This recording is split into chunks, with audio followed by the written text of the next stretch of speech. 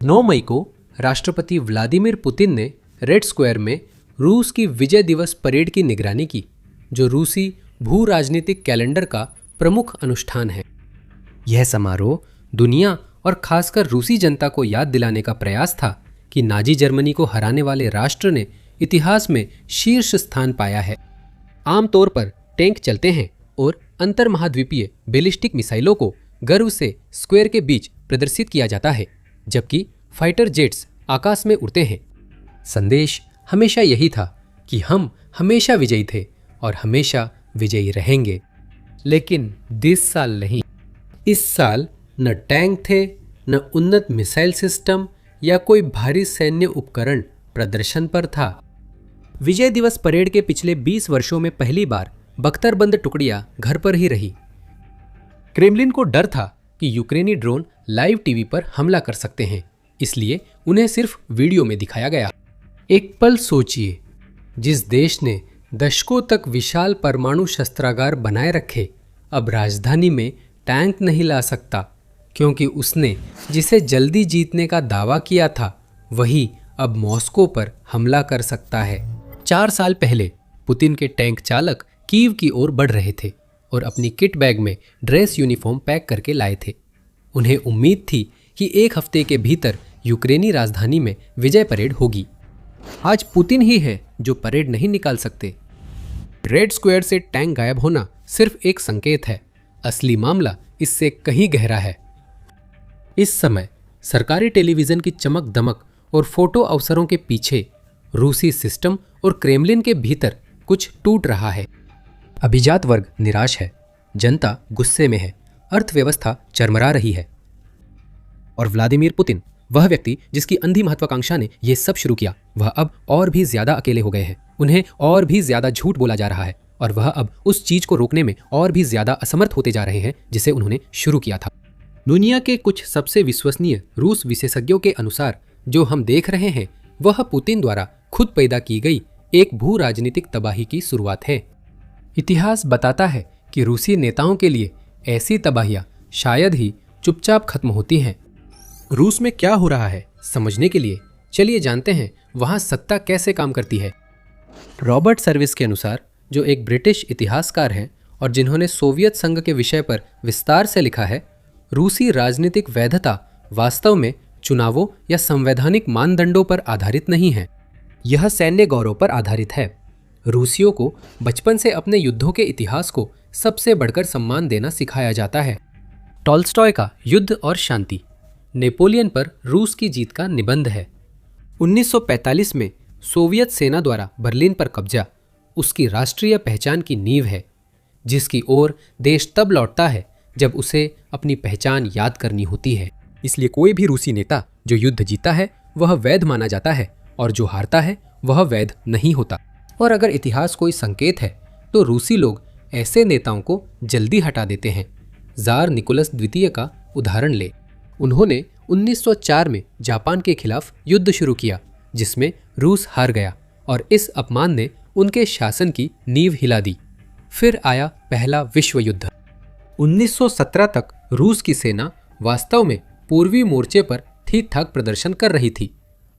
जनता ने यह नहीं देखा, उन्होंने सिर्फ एक जार को देखा जिसने खुद को कमांडर इन चीफ बनाया और सालों तक कत्लेआम और पीड़ा के दौर का जिम्मेदार रहा। फरवरी 1917 में राजधानी में राजनेताओं और जनता ने विरोध किया, जिससे 3 सदियों पुरानी रोमानोव वंश की हुकूमत निकोलस द्वारा चुपचाप त्यागपत्र पर हस्ताक्षर करने के साथ समाप्त हो गई। 1 साल बाद उन्हें बिना किसी मुकदमे के मार डाला गया। पुतिन रूस की संस्कृति और सत्ता चलाने के तौर तरीकों को अच्छी तरह समझते हैं। सत्ता में अपने शुरुआती वर्षों में उन्होंने दूसरी चेचन युद्ध से वैधता पाई। 1999 में शुरू हुए इस युद्ध में पुतिन प्रधानमंत्री थे और 2000 में रूसी जीत से उनका करियर ऊंचा हुआ। इसके बाद 2008 में जॉर्जिया में युद्ध हुआ, जो केवल 5 दिन चला, एक तेज आक्रमण था। 2014 में क्रीमिया पर कब्जा लगभग एक तरफा रहा। बिना पहचान वाले सैनिकों से स्थानीय सत्ता केंद्र पर धावा बोला गया। जल्दी जनमत संग्रह कराकर पश्चिमी देशों की प्रतिक्रिया से पहले क्षेत्र पर नियंत्रण पा लिया गया। पुतिन एक निर्णायक नेता दिखे, जिन्होंने पूर्ववर्तियों की हिचकिचाहट और पश्चिम की पीछे हटने पर भी कार्रवाई की। यूक्रेन में विशेष सैन्य अभियान भी 2014 में क्रीमिया के विलय वाली ही रणनीति पर चलने वाला था। रूस अपनी ताकत का प्रदर्शन करता, यूक्रेन की रक्षा पंक्तियों को तोड़ता और कीव की सरकार को हटा देता। टैंक चालक दल ने कीव में तय मानी जा रही जीत की परेड के लिए ड्रेस यूनिफॉर्म पैक कर ली थी। अब यह युद्ध का 5वां साल है और कोई भी समझदार रूसी, चाहे वह क्रेमलिन में हो या बाहर, यह नहीं सोचता कि सब कुछ आसानी से चलेगा। साल की शुरुआत में नेटो के आंकड़ों के अनुसार रूस हर महीने 20,000 से 25,000 हताहतों का सामना कर रहा है। यूक्रेन के मुताबिक रूस रोज कम से कम 1,000 सैनिक खो रहा है, यानी लगभग 30,000 हर महीने। कुल मिलाकर अनुमान है कि रूस को 12 लाख से अधिक हताहत हुए हैं, जिनमें कम से कम 3 लाख मौतें शामिल हैं। युद्ध से जनशक्ति की गंभीर कमी के चलते नवंबर 2025 में व्लादिमीर पुतिन ने कानून पर हस्ताक्षर किए, जिससे रूसी रक्षा मंत्रालय को साल भर अनिवार्य सैन्य भर्ती की अनुमति मिल गई, जबकि पहले यह मौसमी थी। हैरानी की बात है, हम पहले भी ऐसी स्थिति में रह चुके हैं। व्लादिमीर पुतिन को पहले ही पता था कि वे किसके लिए तैयार हो रहे हैं, जब उन्होंने 2022 की शरद ऋतु में आंशिक लामबंदी की थी। लाखों रूसी पुरुष सेना में भर्ती से बचने के लिए देश से भाग गए। इतनी बड़ी संख्या में लोगों का देश छोड़ना उस सरकार के लिए शर्मनाक था, जो राष्ट्रीय एकता और देशभक्ति दिखा रही थी। सरकार ने असहमति और रूस को विजेता न दिखाने वाले विचारों पर सख्ती शुरू की। नया साल भर चलने वाला अनिवार्य सैन्य भर्ती कानून स्थिति और बिगाड़ेगा। पहली लामबंदी की लहरें ज्यादातर गरीब, ग्रामीण और राजधानी से दूर जातीय अल्पसंख्यक क्षेत्रों से आई थी। इन जगहों में सैन्य वेतन को जीवन रेखा माना गया, क्योंकि वार्षिक वेतन और साइन ऑन बोनस मिलाकर यह राष्ट्रीय औसत से 4 गुना तक था। ये क्रेमलिन की तरफ से एक कठोर गणना थी और कुछ समय तक ये काम भी आई, इस मायने में कि इसने युद्ध को मॉस्को के खाने की मेज से दूर रखा। अब भर्ती का स्रोत सूख रहा है और जबरन भर्ती अब रूस के उन हिस्सों तक पहुंच सकती है जो अब तक सुरक्षित थे। मॉस्को और सेंट पीटर्सबर्ग के युवा शहरी पुरुष जो युद्ध से दूर रहना चाहते हैं। यह पुतिन द्वारा पिछले 4 वर्षों में बनाए नाजुक सामाजिक अनुबंध को उलट देगा। जब तक आप टैक्स देते हैं और प्रचार के साथ चलते हैं, युद्ध आपके पास नहीं आएगा।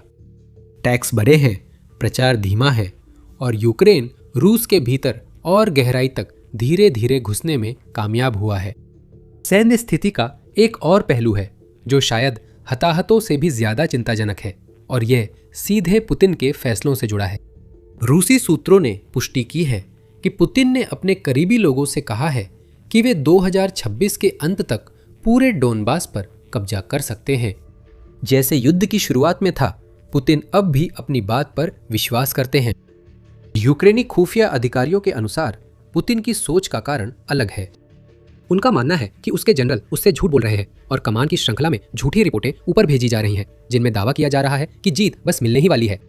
ये रूसी सैन्य संस्कृति में नया नहीं है, लेकिन यह तो बस वही जारी है जो हमने पहले भी देखा है। 2024 में कमांडरों को इसी वजह से उनके पदों से हटा दिया गया था, लेकिन संभावना है कि वे अकेले नहीं थे और असली झूठी रिपोर्ट बनाने वालों के लिए बलि का बकरा बनाए गए होंगे। यहाँ तक कि अगर पुतिन के आसपास के कई लोग हालात की सच्चाई समझते भी है, तो यह साफ नहीं है कि खुद पुतिन क्या जानते और समझते हैं। अब रूस के पास ऐसा नेता है जो फर्जी खुफिया रिपोर्टों के आधार पर रणनीतिक फैसले ले रहा है। अधीनस्थ उसे सच बताने से बहुत डरते हैं और एक ऐसे युद्ध को चला रहा है जिसमें हर महीने 30,000 सैनिक मारे जा रहे हैं। 2026 की विजय परेड बिल्कुल भी विजय जैसी नहीं लगी, इसमें कोई हैरानी नहीं। सैन्य नुकसान के साथ रूस की अर्थव्यवस्था और सामाजिक स्थिति पर भी दबाव बढ़ रहा है। नागरिक अर्थव्यवस्था को युद्धकालीन प्राथमिकताओं के कारण 4 साल से नजरअंदाज किया जा रहा है और अब यह दबाव अनदेखा नहीं किया जा सकता। 2026 में टैक्स और महंगाई दोनों बढ़ गई है। इसी दौरान सरकार बजट का लगभग 40% युद्ध से संबंधित खर्चों पर खर्च कर रही है। देश ने बताया कि इस साल जीडीपी वृद्धि 0.4% रहने की उम्मीद है, जबकि पहले 1.3% अनुमान था। यह कर्मचारियों की कमी है क्योंकि बेरोजगारी दर सिर्फ 2.1% है। हालांकि यह आंकड़ा सामान्य हालात में अच्छा लगता है, लेकिन उस देश के लिए अलग है जिसने 4 साल युद्ध झेला है। कम बेरोजगारी दर दिखाती है कि रूसी कंपनियों को अब काम के लिए बेरोजगार नहीं मिल रहे हैं। एक दूसरे के खिलाफ प्रतिस्पर्धा करते हुए व्यवसाय अधिक वेतन का विज्ञापन करते हैं, जहां लागत उपभोक्ता पर डाल दी जाती है और उपभोक्ता रूसी नागरिक होता है। तो रूसी श्रमिक एक ऐसे चक्र में फंस जाते हैं जहां वे नाम मात्र अधिक पैसा कमाते हैं, क्योंकि वे अपनी नौकरी चुन सकते हैं, लेकिन उन्हें जीवन यापन के लिए अधिक खर्च करना पड़ता है। इसके सामाजिक परिणाम भी आंकड़ों में दिखाई देते हैं। रूस का खुशहाली सूचकांक अप्रैल 2026 में 15 साल के न्यूनतम स्तर पर पहुंचा, सरकारी सर्वेक्षणकर्ता के अनुसार। दिलचस्प है कि पिछली बार सूचकांक इतना कम था जब 2011 में पुतिन ने डिप्टी मेदवेदेव की जगह दोबारा राष्ट्रपति पद संभाला। पुतिन की स्वीकृति रेटिंग पूर्ण पैमाने के आक्रमण शुरू होने के बाद से अपने सबसे निचले स्तर पर आ गई है। रूस की स्थिति और प्रगति की कमी के पीछे भू राजनीतिक कारण हैं, जो उसकी अर्थव्यवस्था के लिए दो-धारी तलवार है। आगे बढ़ने से पहले द मिलिट्री शो को सब्सक्राइब करें। हम सैन्य विकास, भू राजनीति और वैश्विक संघर्षों से जुड़ी वीडियो पोस्ट करते हैं। राष्ट्रपति डोनाल्ड ट्रंप के ईरान से टकराव और होर्मुज जलडमरू मध्य की नाकाबंदी ने अमेरिका को भारत को तेल बेचने पर रूस पर कुछ प्रतिबंध हटाने के लिए प्रेरित किया। यह अप्रत्याशित लाभ पुतिन के कर राजस्व में रोज $100 मिलियन से अधिक जोड़ता है। वो पैसा हथियार, पुर्जे, तकनीक खरीदता है और चीनी राजनीतिक समर्थन बनाए रखता है। तेल राजस्व से रोज $100 मिलियन कमाने से महंगाई नहीं घटती। ट्रंप के सत्ता में आने पर पुतिन को भरोसा था कि वे रूस का साथ देंगे। शुरुआती बातचीत में ट्रंप ने यूक्रेन पर दबाव डालने की कोशिश की थी कि वो एक ऐसे समझौते को स्वीकार करे जिसमें उसे कब्जे वाले क्षेत्र को बिना किसी बदले के छोड़ना पड़े। न सिर्फ वो कोशिश नाकाम रही, बल्कि ट्रंप ने सार्वजनिक रूप से रूस और यूक्रेन के बीच मध्यस्थता से खुद को अलग कर लिया है। अब रूस के पास सिर्फ चीन है, जबकि यूक्रेन के साथ पश्चिमी यूरोप के अधिकतर देश हैं जिन्होंने इसे सही पहचाना। यूक्रेन रूस का पहला पड़ाव है जो महाद्वीप पर खोई हुई सोवियत जमीन वापस पाने की कोशिश कर रहा है, और पश्चिमी देशों ने सहयोगी परियोजनाओं और सैन्य दान के साथ पूरी ताकत से आगे बढ़ना शुरू कर दिया। ट्रंप पर अपना जो भी प्रभाव पुतिन समझते थे वो अब खत्म हो गया है और यूक्रेन ने भी अमेरिका पर निर्भरता कम कर ली है। अगर आर्थिक दबाव रूस को न गिरा सका तो सूचना पर सख्ती शायद गिरा दे। 2025 की गर्मी के अंत में क्रेमलिन ने टेलीग्राम के रूसी विकल्प मैक्स को बढ़ावा देना शुरू किया, जबकि टेलीग्राम पहले ही रूसी भाषियों के प्रभुत्व वाला सोशल मीडिया था। इस नए नेटवर्क ने संघीय सुरक्षा सेवा के जांचकर्ताओं के लिए कोई भी बाधा नहीं रखी थी, इसलिए इसका इस्तेमाल करने का मतलब था कि एफएसबी आपकी लिखी हर बात देख सकता था। मैक्स पर स्विच करना नागरिकों और सैन्य कर्मियों से खुद को निगरानी के लिए खोल देने जैसा था। रणनीतिक ब्लॉगर्स का कहना है कि इस ऐप में सुरक्षा की कमी से फ्रंटलाइन कमांड ध्वस्त हो सकता है, इसलिए इसका पूरी तरह विरोध हो रहा है। बढ़ावा शुरू होने के कुछ महीनों बाद सरकार ने फैसला पलटते हुए सुरक्षा की कमी को मुख्य कारण बताया। एक क्रेमलिन सूत्र ने बताया कि क्रेमलिन की डिनर पार्टियों में चर्चा का मुख्य विषय इंटरनेट था। उन्होंने कहा, रूस का रास्ता अब उत्तर कोरिया जैसा हो सकता है। ये खास है क्योंकि रूस पिछले दशक से चीन की इंटरनेट नियंत्रण प्रणाली की नकल करने की कोशिश कर रहा है। पत्रकार क्सेनिया सोबचाक अनातोली सोबचाक की बेटी है, जो सेंट पीटर्सबर्ग के मेयर और पुतिन के शुरुआती राजनीतिक गुरु थे, ने द गार्जियन से कहा कि उन्हें लगता है रूसी अधिकारी जल्द ही सभी पश्चिमी सोशल मीडिया प्लेटफॉर्म्स को पूरी तरह ब्लॉक कर देंगे। हालांकि चीन के विपरीत जहां इंटरनेट की निगरानी की जाती है, लेकिन कम से कम वो लगातार काम करता है, रूस न तो अपने नागरिकों की सही तरीके से निगरानी कर सकता है और न ही स्थिर कनेक्शन प्रदान कर सकता है। उदाहरण के लिए, व्यवसायों ने शिकायत की कि उनकी ब्रॉडबैंड बार बार कट रही थी, जिस पर सरकार ने जवाब दिया कि वह सुरक्षा बढ़ाने के लिए महत्वपूर्ण लक्ष्यों की इंटरनेट एक्सेस बंद करने की कोशिश कर रही है, यानी उन्हें ड्रोन ट्रैकिंग के प्रति कम संवेदनशील बनाना चाहती है। इसकी सफलता चाहे जैसी भी हो, रूस के लिए घरेलू मामलों की यही दिशा दिखती है, जहां सूचना क्षेत्र धीरे धीरे और अधिक बंद होता जाएगा और हर बार इसे बंद करने से गुस्से की एक नई लहर पैदा होगी।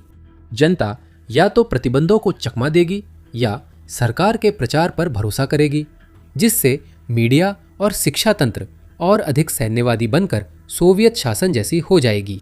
हम सब जानते हैं सोवियत संघ कैसे खत्म हुआ। पुतिन के आंतरिक घेरे से स्थिति की सबसे स्पष्ट तस्वीर मिलती है, जहां किस्मत बदल गई है।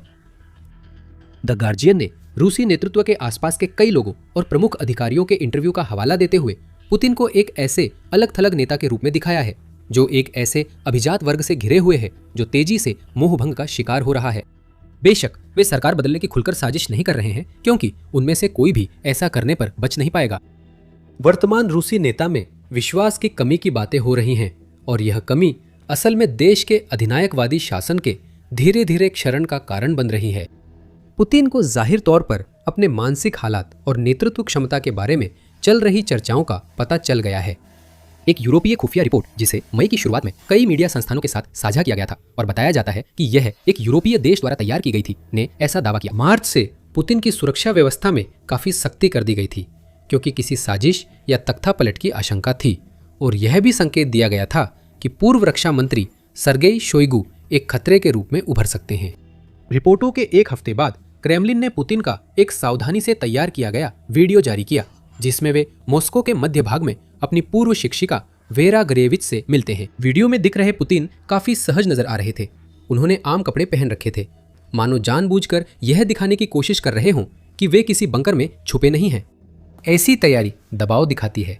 25 साल सत्ता में रहने के बाद क्रेमलिन को पुतिन के फूल खरीदते हुए वीडियो जारी करना पड़ता है ताकि वे डरे हुए न लगे।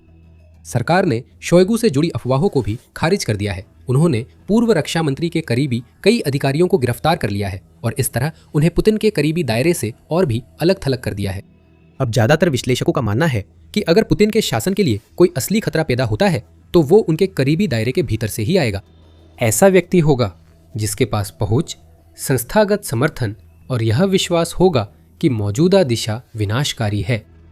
ऐसा कोई निजी गुट अभी तक मौजूद नहीं दिखता और ना ही अब तक उभर कर सामने आया है। रूस के शासक और कुलीन वर्ग जिम्मेदारी के मोहभंग से ग्रस्त लगते हैं। सब पुतिन से डरते हैं, कोई उन पर भरोसा नहीं करता। रूसी राष्ट्रपति ने भी पिछले 3 दशकों का अधिकांश समय उच्च वर्ग को खत्म करने में बिताया है ताकि वह उसकी जगह अपने प्रति पूरी तरह अधीन एक नया अभिजात वर्ग बिठा सके। असल में कोई भी पहला कदम उठाना नहीं चाहता। ओलिगार्क या तो रूस में छिपे हैं या देश से बाहर किसी निर्णायक घटनाक्रम और किसी और के रूस की मौजूदा सत्ता व्यवस्था को उखाड़ फेंकने का इंतजार कर रहे हैं। लेकिन जिनके पास बदलाव के साधन और अवसर हैं, वे असहाय हैं और देश की अर्थव्यवस्था को डूबते देख रहे हैं। अगर हम अन्य मुद्दे भी नज़रअंदाज करें, हताहत, जबरन भर्ती, आर्थिक दबाव, सूचना पाबंदी, उच्च वर्ग का मोहभंग, फिर भी यूक्रेन युद्ध का भू राजनीतिक पहलू और मौजूदा दिशा बनी रहती है। रॉबर्ट सर्विस, जो ब्रिटेन के सोवियत इतिहास और भू राजनीति विशेषज्ञ हैं, ने पुतिन के यूक्रेन आक्रमण को बड़ी भू राजनीतिक गलती कहा है और वे इसमें अकेले नहीं हैं। सोचिए, रूस के पास क्या था और पुतिन ने क्या किया। 2010 के शुरुआती वर्षों में रूस ऊर्जा महाशक्ति था, हर बड़े अंतर्राष्ट्रीय मंच पर मौजूद था। यूरोप से उसके कामकाजी संबंध थे और वह चीन अमेरिका के बीच अपने हित साध सकता था। पुतिन ने पश्चिमी देशों से संबंध तोड़े, पड़ोसी देश पर हमला किया और रूस को एक प्रमुख खिलाड़ी से बदलकर एक भू राजनीतिक बहिष्कृत देश बना दिया, जो अब चीनी संरक्षण और ईरानी ड्रोन पर निर्भर है। चाहे क्रेमलिन स्वीकार्य शर्तों पर शांति आए और पुतिन 2022 के लक्ष्यों की पूर्ति का दावा करे, रूस की भू राजनीतिक स्थिति को स्थायी नुकसान पहले ही हो चुका है। नाटो ने फिनलैंड और स्वीडन को शामिल करके अपना विस्तार किया है, जिससे रूस के साथ उसकी भूमि सीमा दोगुनी हो गई है और 2 ऐसे देशों को शामिल किया है जो बाल्टिक सागर में रूस की नौसैनिक पहुंच को और भी बाधित कर सकते हैं। यूरोपीय रक्षा खर्च में जबरदस्त बढ़ोतरी हुई है। पूरे महाद्वीप के देश आखिरकार नाटो की जीडीपी के 2% की आवश्यकताओं को पूरा कर रहे हैं, जहां इसकी सबसे बड़ी अर्थव्यवस्था ने वादा किया है कि वह सहयोगी और बुनियादी ढांचे के प्रयासों के साथ इसे जीडीपी के 3.5% तक बढ़ाएगी। ड्रोन, मिसाइल और टैंकों से 4 साल की लड़ाई के बाद यूक्रेन एक अनुभवी सैन्य बल बना है, जिसकी पश्चिमी खुफिया और रक्षा उद्योगों से मजबूत साझेदारी है। इसके विपरीत रूस की एक डरावनी सैन्य शक्ति के रूप में प्रतिष्ठा इतनी गिर गई है कि अब उसके उपकरणों के शायद ही कोई खरीदार बचे हैं, वो भी तब जब उसके पास बेचने के लिए कोई अतिरिक्त उपकरण हो। याद रखें, कई बार कहा गया है कि पुतिन ने यूक्रेन को सिर्फ शुरुआत माना। युद्ध की शुरुआत में विश्लेषकों ने माना था कि वे ढहते हुए यूक्रेन पर कब्जा करेंगे और 2025 में नाटो से सीधा टकराव होगा।